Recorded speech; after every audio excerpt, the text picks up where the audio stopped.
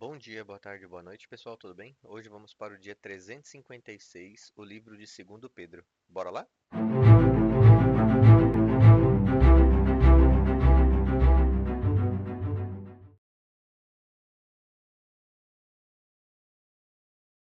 Segundo Pedro 1.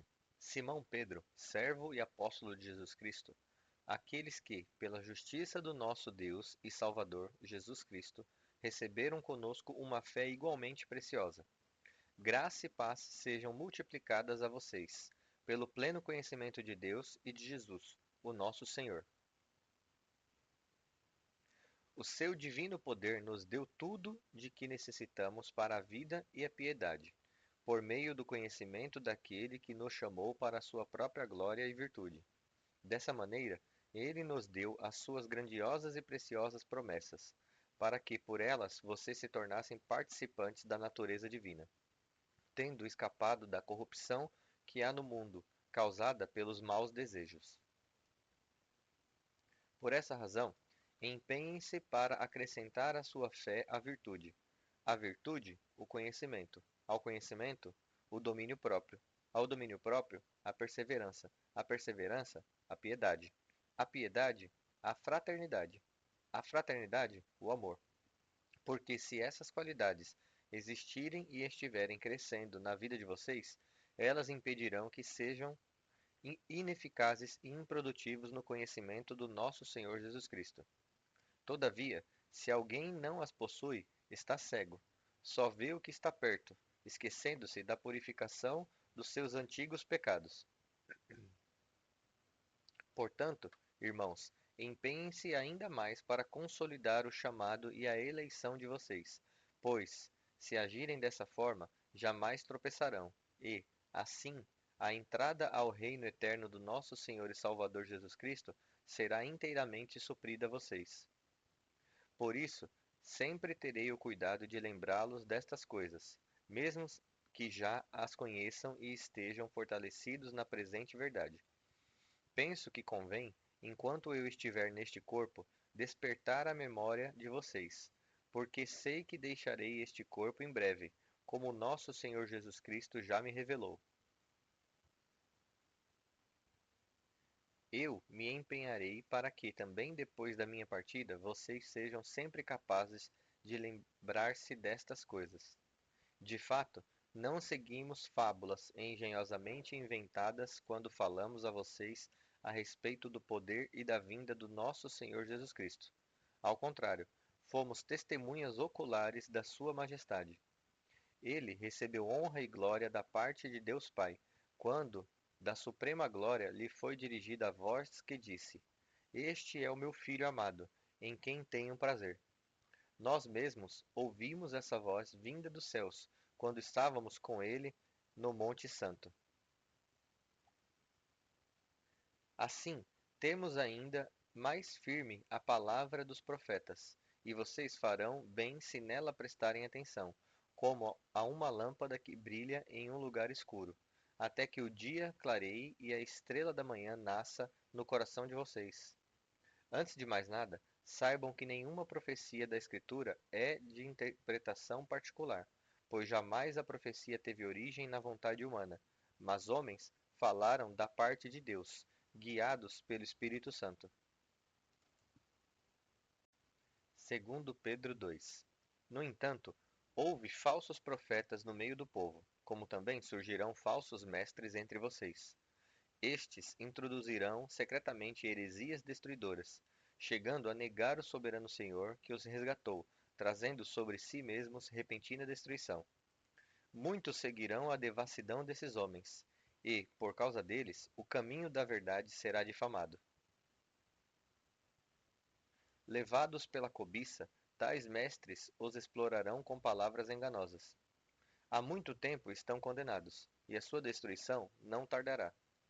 Pois, se Deus não poupou os anjos que pecaram, mas lançou-os no inferno, prendendo-os em abismos tenebrosos, a fim de serem reservados para o juízo, se ele não poupou o mundo antigo quando trouxe o dilúvio sobre aquele povo ímpio, mas preservou Noé, mensageiro da justiça, e mais 7 pessoas, se ele condenou as cidades de Sodoma e Gomorra, reduzindo-as a cinzas, tornando-as exemplo do que acontecerá aos ímpios? Se ele livrou Ló, homem justo, que era oprimido pela devassidão dos que não tinham princípios morais, esse justo, que vivia entre eles, era atormentado na sua alma justa, dia após dia, pelas transgressões que via e ouvia. Se ele fez tudo isso, então o Senhor sabe livrar os piedosos da provação e manter em castigo os injustos para o dia do juízo, especialmente os que seguem os desejos impuros da carne e desprezam a autoridade, insolentes e arrogantes. Tais homens não têm medo de difamar os seres celestiais, nem mesmo os anjos, embora sendo maiores em força e poder, fazem acusações blasfemas contra aqueles seres na presença do Senhor. No entanto, estes difamam o que não entendem. São como animais irracionais, guiados pelo instinto, nascidos para serem capturados e destruídos.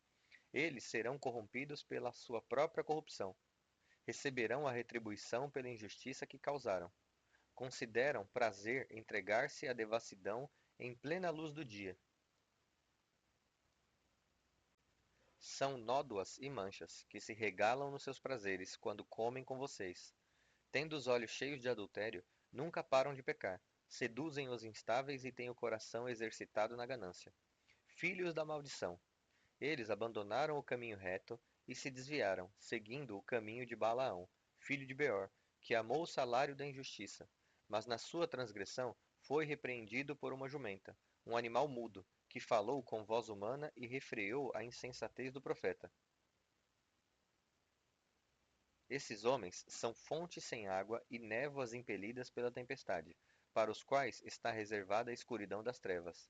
Pois eles, com palavras de vaidosa arrogância e provocando os desejos devassos da carne, seduzem os que estão quase conseguindo fugir daqueles que vivem no erro. Prometendo-lhes liberdade, eles mesmos são escravos da corrupção, pois o homem é escravo daquilo que o domina.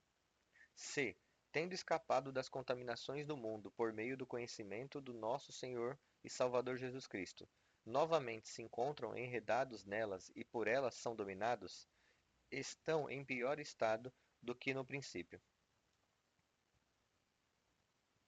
Teria sido melhor que não tivessem conhecido o caminho da justiça do que, depois de o terem conhecido, voltarem as costas para o santo mandamento que lhes foi transmitido.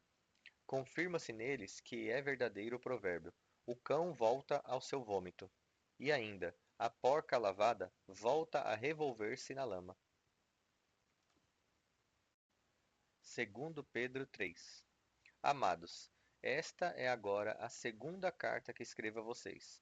Em ambas, procuro despertar-lhes a memória para que, com uma mente íntegra, recordem as palavras proferidas no passado pelos santos profetas e o mandamento do nosso Senhor e Salvador, que os apóstolos ensinaram a vocês.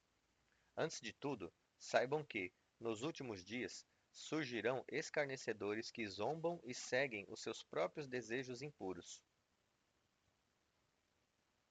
Eles dirão: o que houve com a promessa da sua vinda? Desde que os antepassados morreram, tudo continua como desde o princípio da criação. Pois, deliberadamente, eles se esquecem de que, pela palavra de Deus, os céus já existiam há muito tempo e de que a terra foi formada da água e pela água. Pela água, o mundo daquele tempo foi submerso e destruído. No entanto, agora, pela mesma palavra, os céus e a terra que agora existem estão reservados para o fogo, guardados para o dia do juízo e para a destruição dos ímpios. Amados, não se esqueçam disto.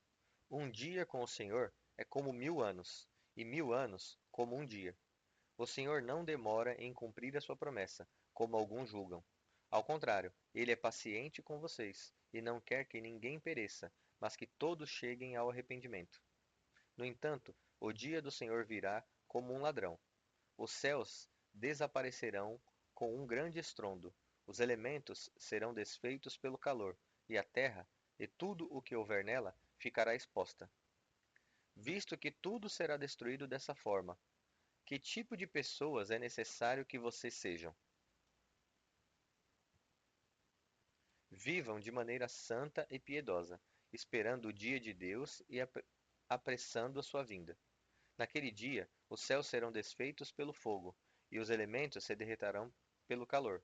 Mas, de acordo com a sua promessa, esperamos novos céus e nova terra, onde habita a justiça. Portanto, amados, enquanto esperam estas coisas, empenhem-se para que Deus os encontre imaculados, inculpáveis e em paz com Ele. Tenham em mente que a paciência do nosso Senhor significa salvação, como também o nosso amado irmão Paulo escreveu a vocês, com a sabedoria que Deus lhe deu. Ele escreve da mesma forma em todas as suas cartas, falando nelas destes assuntos. As suas cartas contêm algumas coisas difíceis de entender, as quais os ignorantes e instáveis torcem, como fazem também com as demais Escrituras, para a própria destruição deles. Portanto, amados, sabendo disso, guardem-se para que não sejam levados pelo erro dos que não têm princípios morais nem percam a firmeza e caiam. Cresçam, porém, na graça e no conhecimento do nosso Senhor e Salvador Jesus Cristo. A Ele seja a glória agora e para sempre. Amém. Bom, pessoal, chegamos ao fim de mais um dia, ao fim de mais um livro. Como de costume, eu vou colocar aqui o resuminho para vocês, deve estar aparecendo no card aí em cima, mas também vai estar aqui embaixo na descrição. Eu espero ver vocês amanhã aqui novamente e que Deus abençoe a cada um de vocês.